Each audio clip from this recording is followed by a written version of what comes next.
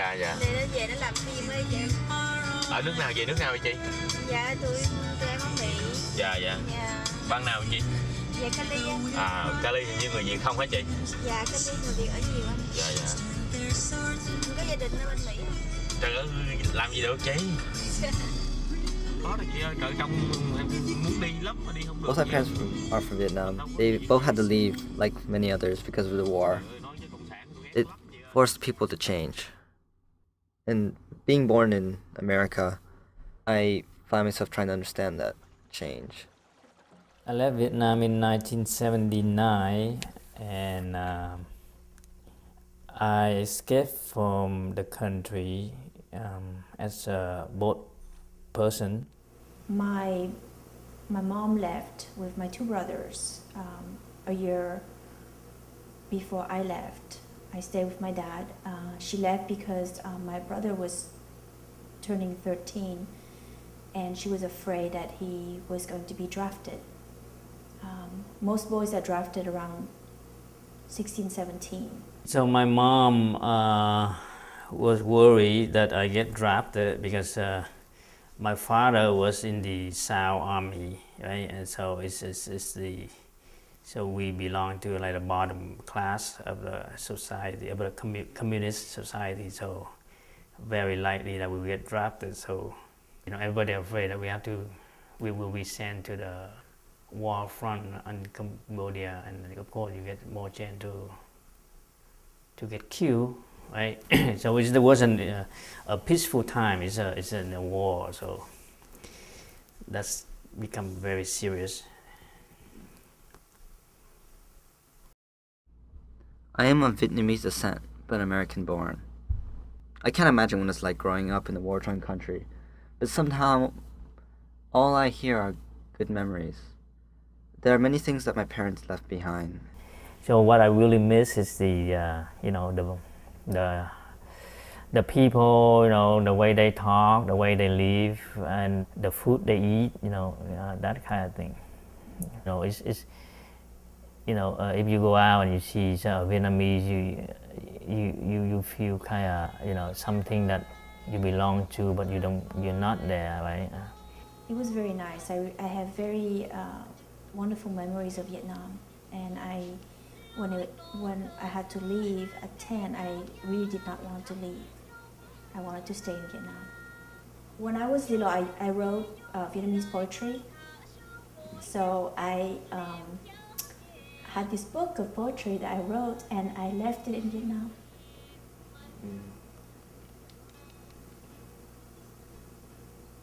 And I think that was the one thing that I didn't want to bring, because I didn't feel it belonged in France. That was my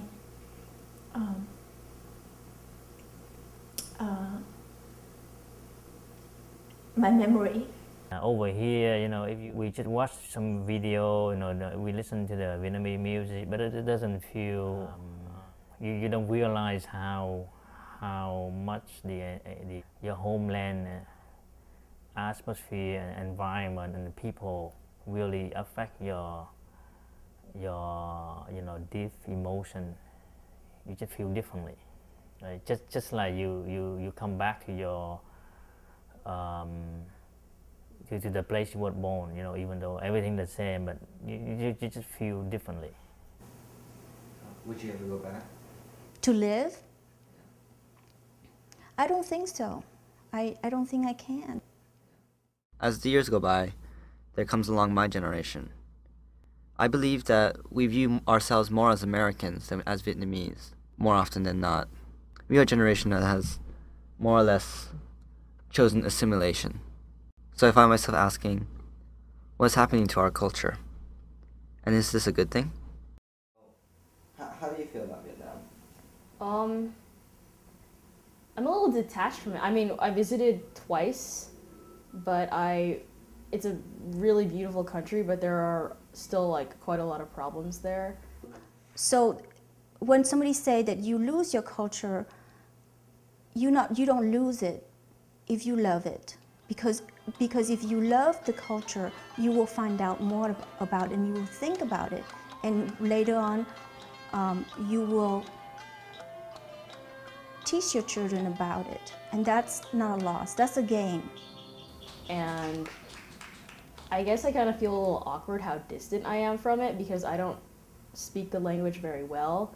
Even though the children might not actually speak fluently their language or do the tradition the same way, but they still think about it and they still enjoy the traditions. I'm only familiar with a few of the customs that my parents brought over here and still regularly practice, which they don't all that often because of, well, practicality. It's a little hard for them to keep up, you know, old traditions in this, you know, modern contemporary world that almost forces them to be more American. It's not necessarily a bad thing that we don't have it, but it is kind of, you know, it's a little saddening to know that that our culture is being lost.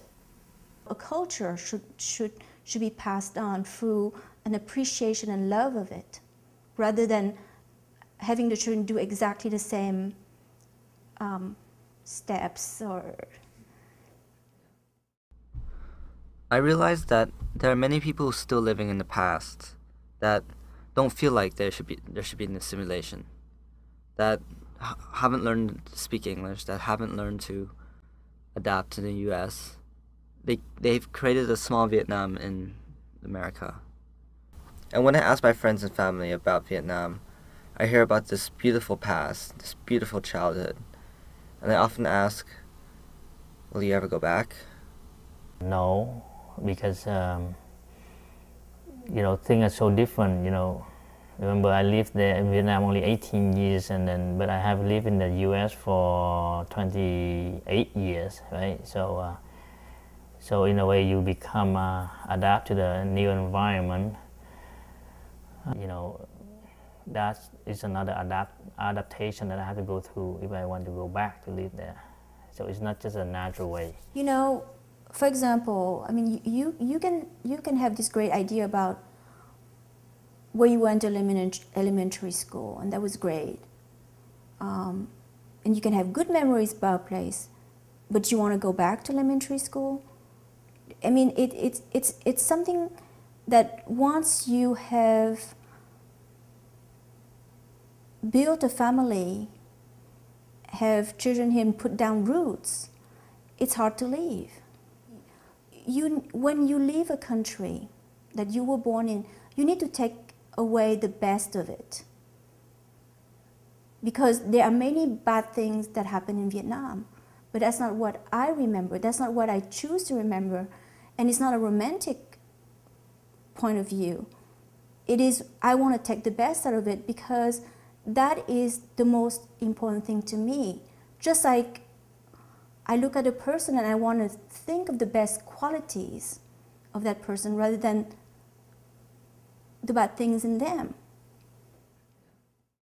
I've come to realize that all my experience of Vietnam, of its culture and of its people, have been good ones. That my generation, although has assimilated, will only carry on the good things of Vietnam, whether or not that's completely accurate. And I feel culturally that is the only way we can create a home away from home, another Saigon. Chị mệt, chị giao 10 giờ về công ty, bỏ đó về. Nói chung là tùy chị, nhưng mà chị đủ doanh thu được rồi. Nhiều khi nói chung là xe khoáng á chị. Đôi khi mình nhắm mệt quá mà đôi khi có khi lỗ bình xăng, có khi lời tùm lum á. Này không phải là nó chạy theo doanh thu mà đồng hồ. Nó khoáng chị ngày nhiêu cứ xách xe ra chị làm gì làm, kiếm khác làm sao kiếm. Chứ về đem tiền về cho nó.